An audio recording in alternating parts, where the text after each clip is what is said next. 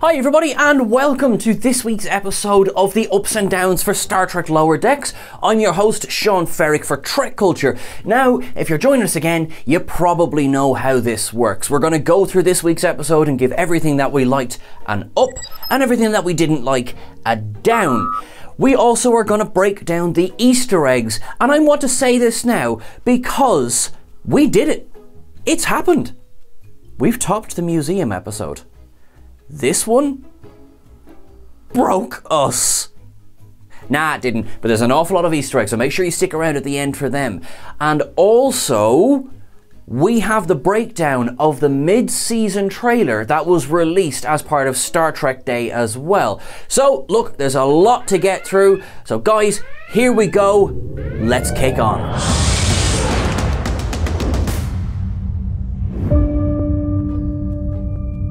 Now, our first up of the episode has to go, no question, to that stunning shot of the Cerritos at the start of the episode. This is like no shot we've ever seen before. This is beautiful, beautiful, beautiful animation. It's fully rendered. I felt like I was standing beside the Cerritos. Now I realise I sound like everyone who's just watching the next version of something up in HD on that topic. The 4K Search for Spock is beautiful.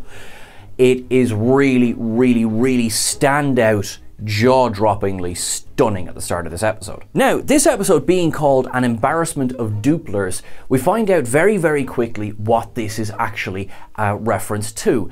And there is a guest on board the Cerritos called Doopler.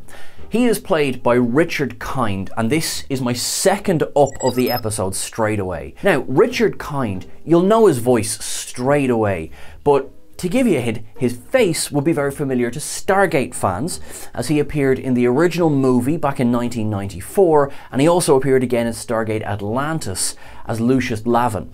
He has a very distinctive style of speech, which makes him perfect for voiceover animation. Constantly stressed while trying to be nice, while turning on a dime and being very, very affronted, which we will get to later on in the episode. The bridge crew of the Cerritos, God love them, they are sitting there on absolute tenterhooks because at the slightest provocation, a Doopler duplicates. And let's just say Doopler gets provoked. Now, there is a party that's upcoming on Starbase 25. Freeman is absolutely desperate to make sure that she goes along with her crew, not because she just wants to go to a party, but because it's something of a status symbol as well. We've known ever since Lower Decks was announced that the Cerritos is a second tier ship. It is second contact. It is never going to be put out in the front lines like, say, the Enterprise or the Titan, which means they get passed over an awful lot for things. But at a party like that, every captain is a captain, and bringing their number one, or in Freeman's point of view, bringing her entire bridge crew, it's a real boon for their psyches, which they need. So they're really, really excited for this party. Now, they're not the only ones excited for this party, because down on the lower decks of Lower Decks, Mariner and Boimler are just moving crates. It's so much fun. They're literally lifting and moving from one side of the cargo bay to another. I mean, even Wesley Crusher had a kind of a repeller bay that would do it for, but anyway, it is the definition of menial labour. However, if you cast your mind back, Bradward Boimler has a twin.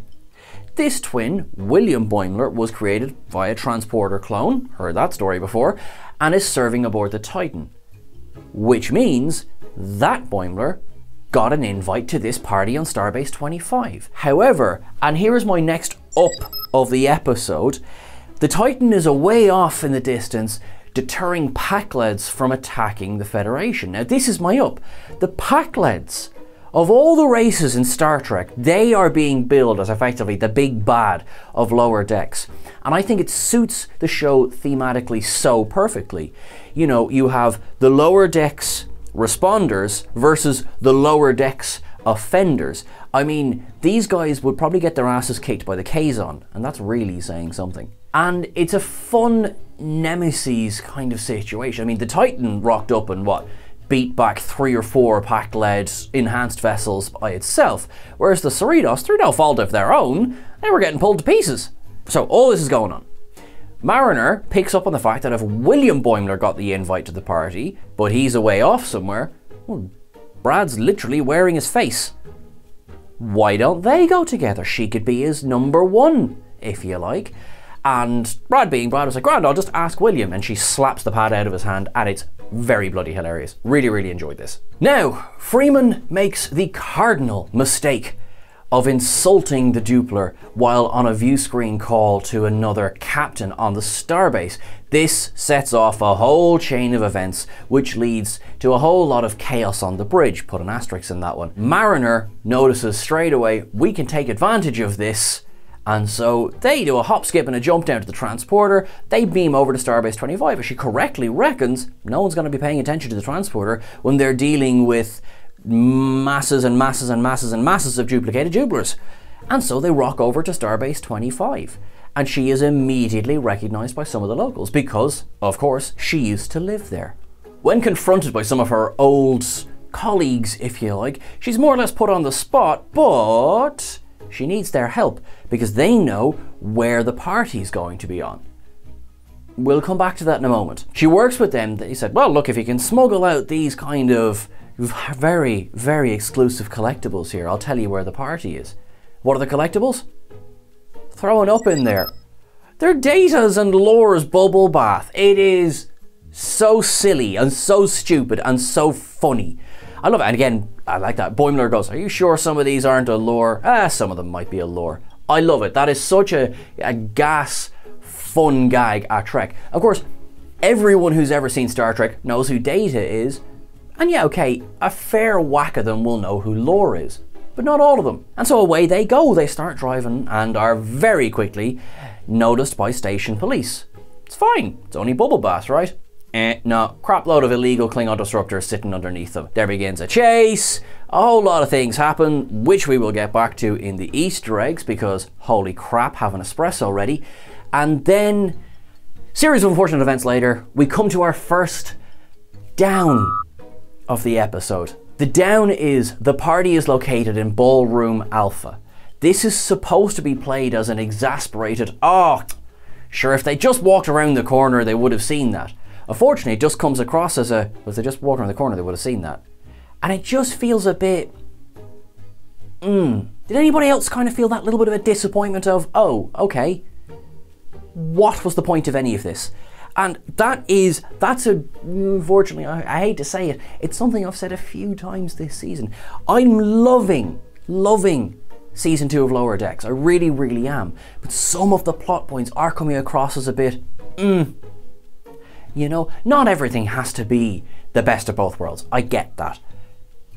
But there's an awful lot of throwaway going along. Right, okay, that's my whinging out of the way for the moment. We cut back to aboard the Cerritos and we have Tendi and Rutherford are building a beautiful little model of the Cerritos. And it's not just a model, like it's like a miniature working Cerritos. Rutherford accidentally activates the phasers and nearly shoots the, I'm sorry, throwing up. I see a Kazinti, it gets an up. Kazinti gets an up. That's a rule. That's a law. Write that down.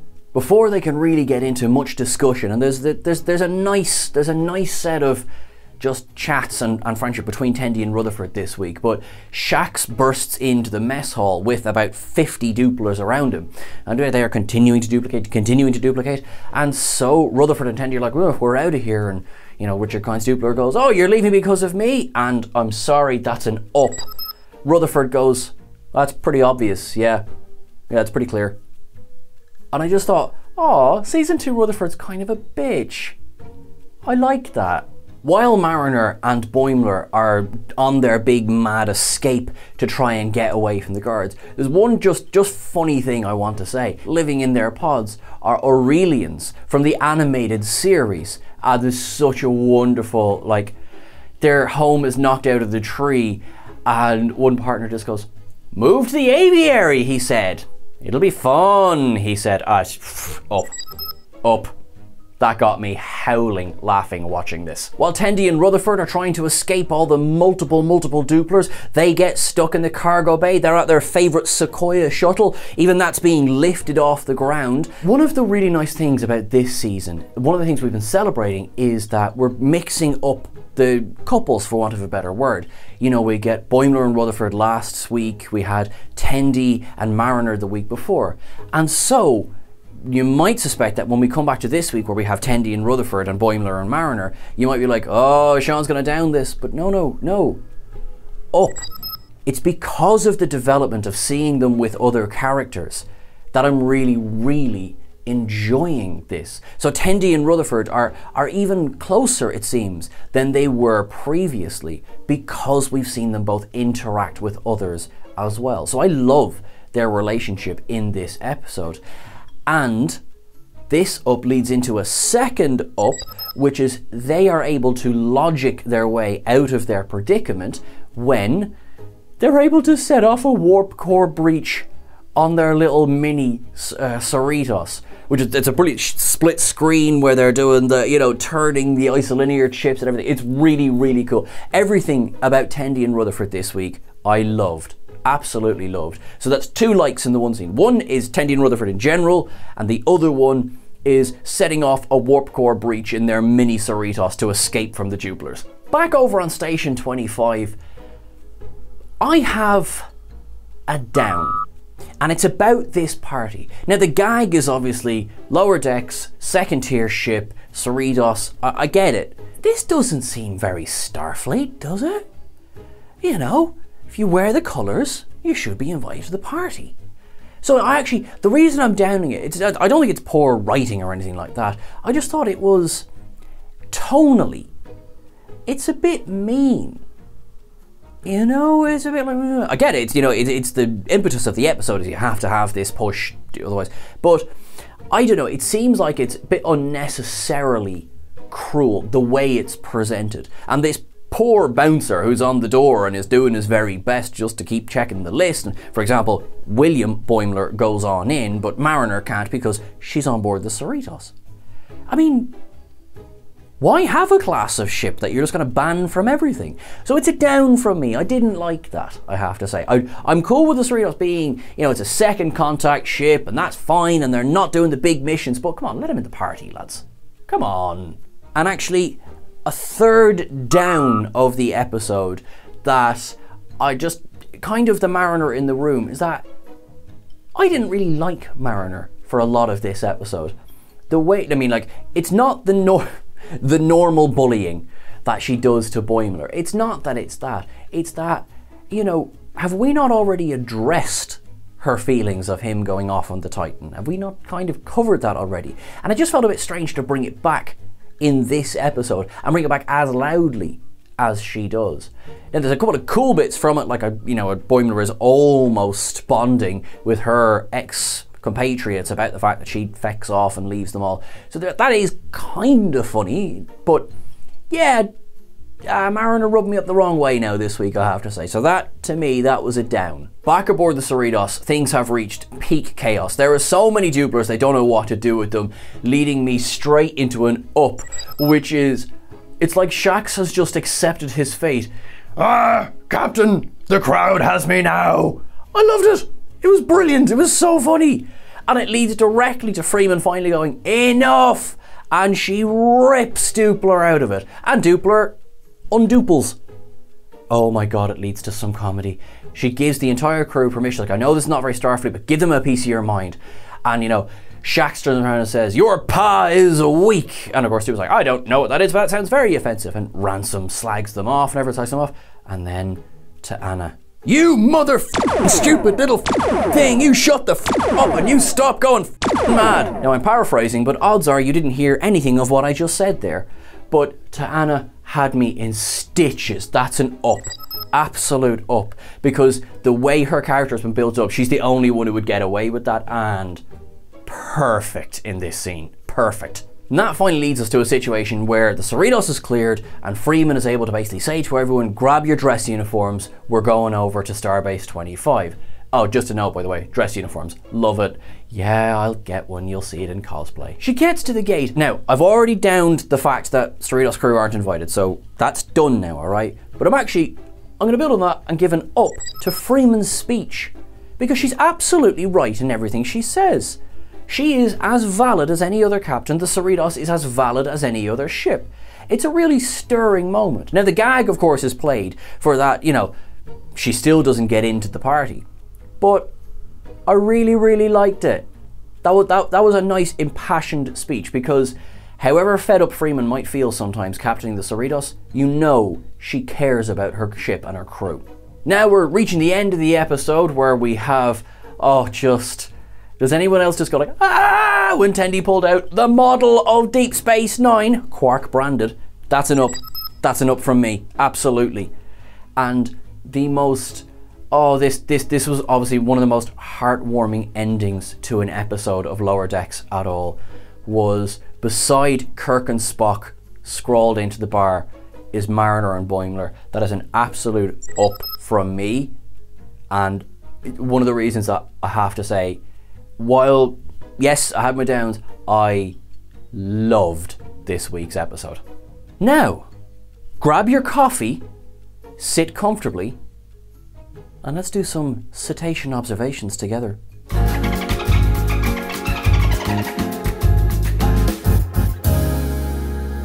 Earlier this season, we went through a museum full of Star Trek's history, and we thought, wow, that was a lot of Easter eggs. We were naive. Starbase 25, which appeared all the way back in the animated series when the shuttle Copernicus was on the way to Starbase 25. What episode was that? It was the Slaver Weapon. Who appeared in the Slaver Weapon? The Kzinti. We have a model Cerritos. Now that in itself wouldn't be an Easter egg, except that this episode dropped on the day that Eaglemoss announced the release of the Cerritos model for their collection.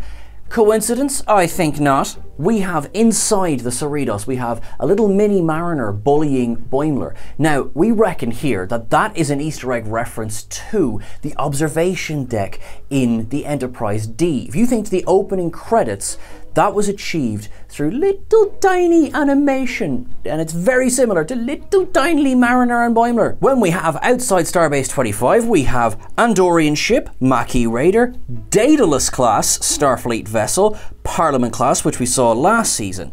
Then Freeman gets on the view screen and she sees a picture of Amelia Earhart behind your man's shoulder. Boimler walks in, delighted to have his scant. Not gonna lie, scants are very, very comfortable. Mariner says, as long as there's chaos on the bridge, nobody will notice a transporter.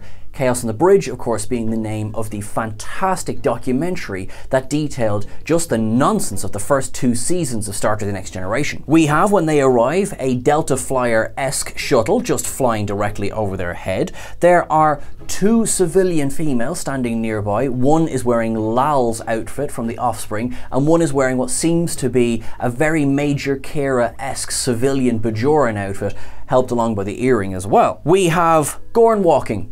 Merits a mention. Quarks has become a franchise, which Mariner says, oh, when I used to live here, that's where people just went on dates. Once Mariner is spotted, she's called out and somebody signals using a Klingon communicator that was seen in Star Trek 3 and 4. We have, when she walks into the shop with Boimler, 3D chess. Riker's Angel 1 top, keep an eye out for that cosplay. Classic tricorder, tribbles. We have TNG era general civilian clothing.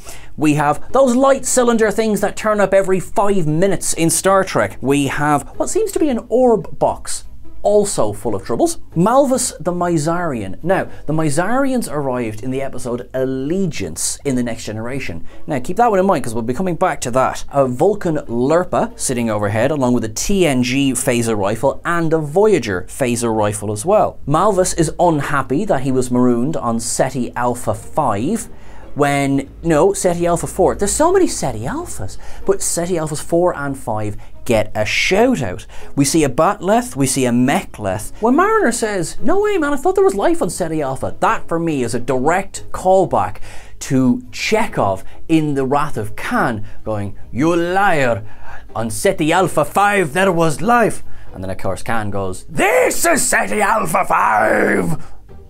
Nomad's head is sitting on a shelf right next to a TOS-era computer screen. That's only one column of these notes, guys. Now, we have what appears to be O'Brien's bomber jacket from Homecoming sitting on a bust. Now, of course, we have the data bubble bath and we have the lore bubble bath. When we cut back to the Cerritos, we see a Kzinti, which ties back into Starbase 25. Underneath the lore and data bubble bath, there are Klingon disruptors. Now we then start the car chase and we see Dabo tables, we see a Bolian barber shop, we see Encounter at Farpoint clothing tubes. We drive past or drive out of the Lucky Ferengi. Now there's a Lorian in their path, but that's not quite as funny as the poor bloke who's sitting in Pike's chair, beeping his light at them. As they keep driving, they drive straight through and display that have been set up by some Antedians, which were seen in the episode Manhunt of the Next Generation, played by Mick Fleetwood, I might add. We have an Enterprise-era Vulcan ship with the beautiful circular propulsion style, Aurelians in the aviary.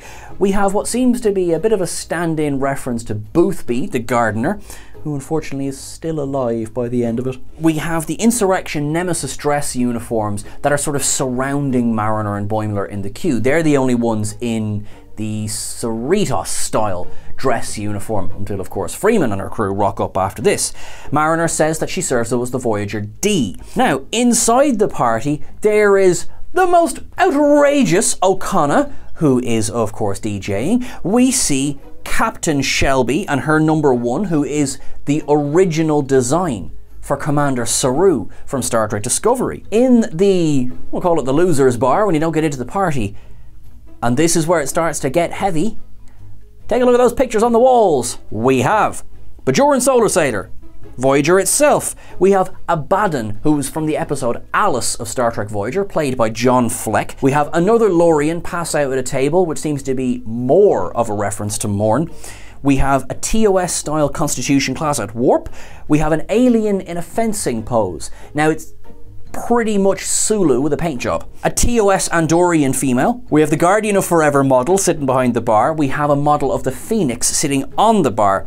We have another picture of a TOS Connie that's above the barmaid's head. Then swing the camera around, we see some more pictures. We see Mudd's women. We see some Capellans from Friday's Child. We see a salt vampire. We see the Baylock puppet. We see Lakai, not to be confused with Bell, because you see he has black on this side of his face and white on this side of his face.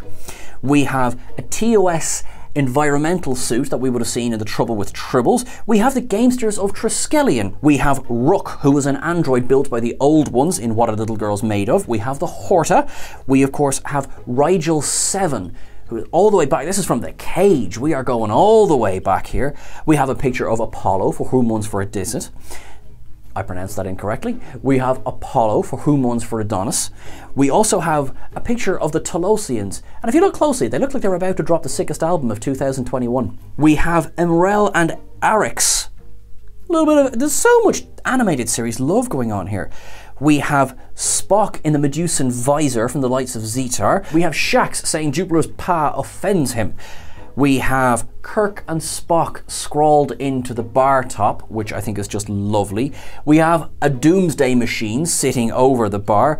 We have a picture of Locutus, which is an interesting choice.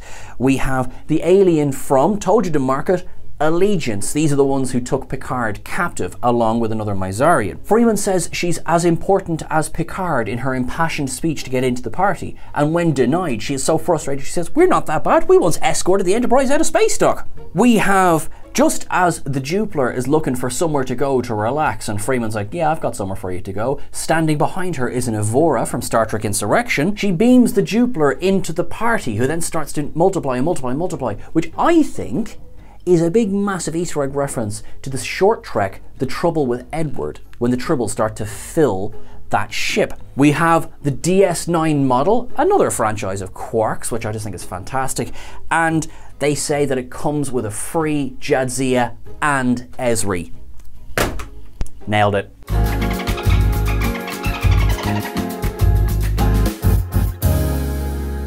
Now folks, I was perhaps a bit hasty to drop the old A4 pad because, believe it or not, we're not done. We got the mid-season trailer dropped during Star Trek Day there yesterday, and I mean, it looks pretty cool. Now, there was some stuff that was kind of suggested in it that we had seen on previous trailers before. So, for example, the first thing I have on my list here is a Pandronian female who's on the bridge. Now, she was teased earlier on in one of the earlier trailers. The Pandronians turned up in the animated series episode BAME, B-E-M, standing as a bit of an in-joke for bug-eyed monster, which would have been very indicative of like B-schlock movies of the sci-fi and horror genres. In that episode, BAME was able to separate his various body parts, and we see that in this trailer here, that this Pandronian can do exactly the same thing. Now, we then cut to what looks like a very Praxis-looking explosion, which is a wee bit cool, because who doesn't love an El Praxis effect? Which is the first of two semi-undiscovered country references in this trailer. After that, we have a very buff-looking future Boimler.